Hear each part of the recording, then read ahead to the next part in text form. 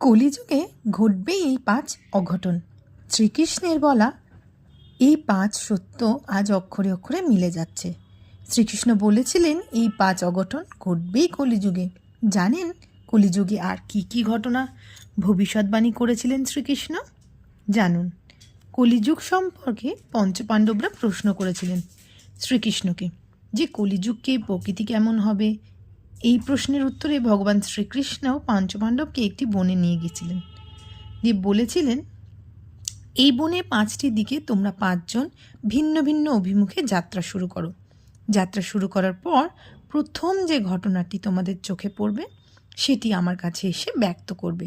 শ্রীকৃষ্ণের কথা অনুযায়ী পঞ্চপাণ্ডবরা জঙ্গলের 5টি অভিমুখে যাত্রা শুরু করেন। সবার প্রথমে যুধিষ্ঠির ফিরে আসেন।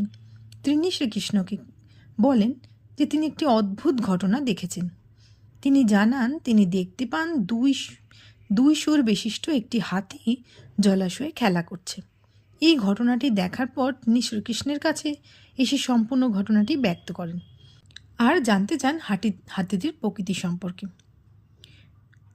শ্রীকৃষ্ণ তখন বলেন কলিযুগে বেশিরভাগ মানুষেরই হবে মিথ্যেবাদী ও স্বার্থপর। তারা মুখে এক কথা বললেও কর্মক্ষেত্রে সম্পূর্ণ ভিন্ন থাকবে, অর্থাৎ তারা কথা, প্রতিশ্রুতি এবং কাজের মধ্যে কোনো মিল থাকবে না। তারপর ভীম ফিরে এসে তার অভিজ্ঞতা শ্রীকৃষ্ণকে জানান যে তিনি দেখেছেন একটি গরু তার বাছুরকে চেটে চেটে আদর করছে, কিন্তু মা গরুটি এতটাই চাটছে যে বাছুরটির গায়ে ছাল উঠে রক্ত বের হচ্ছে। এই কথা শুনে শ্রীকৃষ্ণ বলেন কলিযুগে পিতামাতা তাদের সন্তানের প্রতি অন্ধ ভালোবাসা তাদের সন্তানের ক্ষতির কারণ হয়ে উঠবে। অন্যদিকে অর্জুন ফিরে এসে শ্রীকৃষ্ণকে বলেন একটি শকুনের কথা যার সারা গায়ে বেদে লিখিত আছে, কিন্তু শকুনটি নরমাংস ভক্ষণ করছে। এই প্রশ্নের উত্তরে শ্রীকৃষ্ণ বলেন কলিযুগে ভণ্ড সাধকের পরিমাণ বৃদ্ধি পাবে, যে সকল ব্যক্তি অতিরিক্ত জ্ঞানী, কিন্তু তাদের বেশিরভাগই স্বভাব থাকবে ওই শকুনের মতো। উপরে ধর্মজ্ঞানী মানুষগুলি আদতে নিজেরাই হবে ধর্মভ্রষ্ট।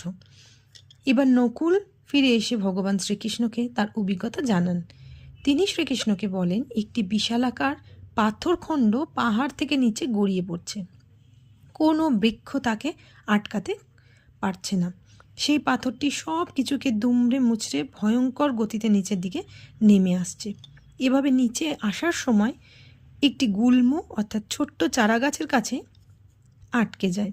এই ঘটনার পরিপ্রেক্ষিতে শ্রীকৃষ্ণ বলেন কলিযুগে মানুষের পাপের আকার এই পাথরের মতো হবে, যা দিনে দিনে ধ্বংসের অভিমুখ চালিত হবে।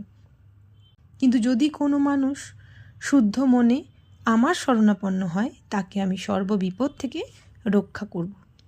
এবার সহদেব এসে তার অভিজ্ঞতা শ্রীকৃষ্ণের কাছে জানান। তিনি বলেন জঙ্গলের মাঝে বেশ কয়েকটা কুয়ো তিনি দেখেছেন, তবে দুঃখের বিষয় যে সব থেকে গভীরতম যে কুয়োটি তাতেই কিন্তু সব থেকে কম জল আছে। এটা কি করে সম্ভব? এই প্রশ্নের উত্তরে শ্রীকৃষ্ণ বলেন কলিযুগে সব থেকে বৃত্তশালী ক্ষমতাশালী ব্যক্তিরাই সেই সমাজে সব থেকে বেশি শোষণ করবে, যারা তাদের ভোগ লালসার জন্য প্রচুর অর্থ ব্যয় করবে। সমাজে পিছিয়ে পড়া মানুষের জন্য থাকবে শুধুই অবহেলা। অতএব গরিবের শোষণ কলিতে হবে প্রবল, ধনীরা হারাবে তাদের বিচার বুদ্ধি করার ন্যূনতম ক্ষমতা।